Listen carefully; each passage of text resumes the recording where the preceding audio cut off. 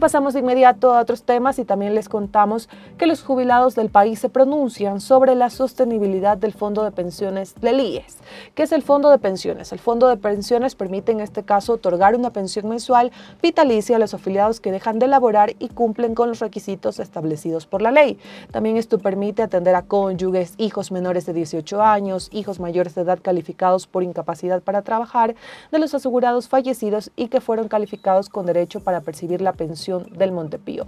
Varios expertos y personas que están pendientes acerca de la situación del Instituto Ecuatoriano de Seguridad Social se han mostrado preocupados, pues señalan que ya no podría ser sostenible este fondo de pensiones, lo que pondría en riesgo, en este caso, las mensualidades que reciben los afiliados, los jubilados y también las personas que en este caso tienen pensiones cuando se le ha muerto un familiar o tienen hijos menores de 18 años. Vamos de inmediato con el pronunciamiento de los jubilados para conocer más acerca de lo que opinan de este tema. Vamos de inmediato con Verónica Rivadeneira. Ella se encuentra en los exteriores de la Caja del Seguro aquí en la capital ecuatoriana y nos permite escuchar los pronunciamientos. Verónica, a esta hora del día, ¿qué nos puedes contar? Corape informa. Un saludo, Elvi, para ti y para toda la audiencia de Corape Digital TV. Nos encontramos justamente frente a la Caja del Seguro con el representante de los jubilados, José Ortiz, quien nos comenta que no están ustedes de acuerdo, no están muy conformes con respecto a este informe que se ha hecho por parte de la Asamblea Nacional. Buenos días y cuéntenos por qué es la inconformidad de ustedes. Buenos días, licenciada. En lo fundamental, no estamos de acuerdo con el tema del valor de la deuda del Estado al IES.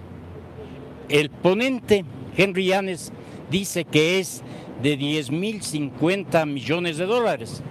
El viceministro de Finanzas dice que es de 12.000 millones. Nosotros expresamos que las deudas del Estado al IES fueron mal liquidadas y no fueron pagadas. Entonces, ¿cuánto es? Más de 20.000 millones. ¿Por qué? Porque arrastra un pasivo previsional que se origina el 1 de enero de 1951, cuando no se paga aportes al IES en época de Velasco Ibarra. Él fue el que comienza con esta indisciplina. O sea, tenemos más de 50 años de retraso con el IES. Definitivamente. Yo tengo el oficio pertinente del doctor Jaime Macías Rivas, en el que consta que el valor de la deuda no consolidada no se pagó oportunamente. ¿Pero usted cree que esto van a reconocer los gobiernos? Si el viceministro ha dado 10.000, no, el Estado no tiene dinero, ¿será factible que puedan reconocer 20.000 más? No solo que es factible, sino que es legal y es moral. Por eso estamos solicitando que se realice una auditoría internacional y una reliquidación de la deuda del Estado al IES, la deuda histórica consolidada, la deuda histórica no consolidada y la deuda actual. ¿Por qué? Porque es de aportes, porque es de fondos de reserva, porque son de dividendos de préstamos quirografarios e hipotecarios que los pagadores oficiales del gobierno de turno no cancelaron al IES. Y además, ¿por qué también hay que decirlo la verdad? Porque los directivos del IES no llevaban bien las cuentas, no tenía bien asentados los valores en esa época. El CARDES diría. ¿En qué consta eso? En un libro del doctor Vaca Bertolotti. Entonces todos estos papeles deberían estar aquí adentro para poder verificar. Tienen, y ahora es más fácil verificar. ¿Por qué? Porque ahora está ingresado en el sistema de historia laboral del IES. Entonces hay que exigir esta reliquidación de la deuda y además de eso, también el pago de las deudas a Seguro Social por los préstamos efectuados a Caja Militar, a Caja Policial, para que pueda pagar el seguro de cesantía y los fondos de reserva que fueron creados en 1981. Valores que no se han pagado hasta el año que se retiraron en los años 90.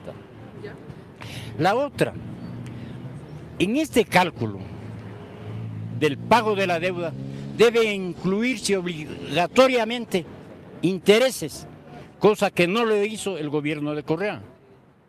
Multas, cosa que no lo hizo el gobierno de Correa.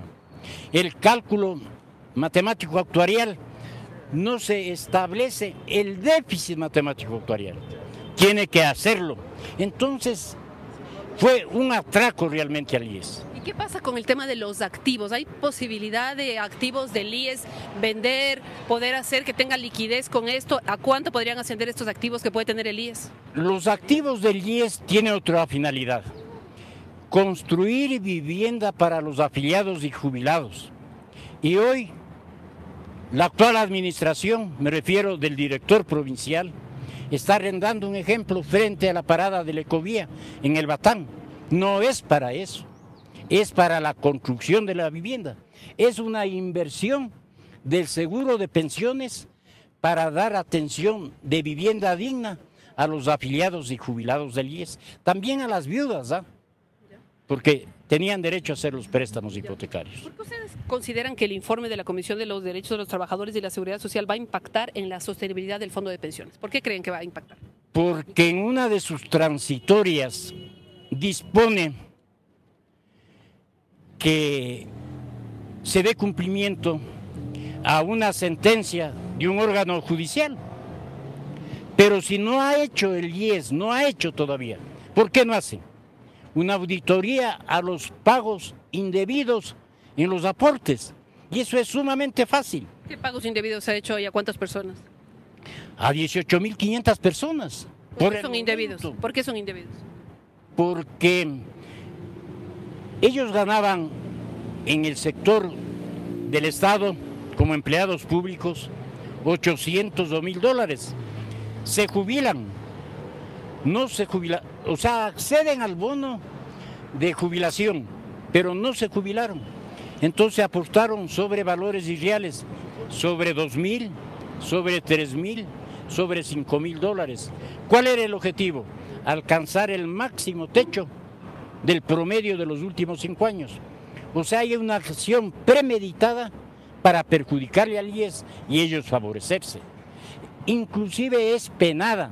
¿Y esto es solo sector público que se ha detectado esto? Más en el sector público, pero también hay en el sector privado, sino que aquí no hacen control.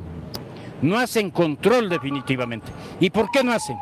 Porque desconocen cómo se hace un seguimiento, una verificación, una contrastación. Entonces, por eso es lo que se le descapitaliza y un grave riesgo para el fondo de pensiones que está deficitario. ¿Por qué está deficitario? Porque los ingresos por aportes ya no cubren los egresos. Entonces, ¿qué es lo que tiene que hacer la comisión? Escuchar las sugerencias comedidas que hacemos y no dar paso a esa transitoria. ¿Por qué? Porque sería un golazo que le quieren meter con complicidad al IES. ¿Qué medidas?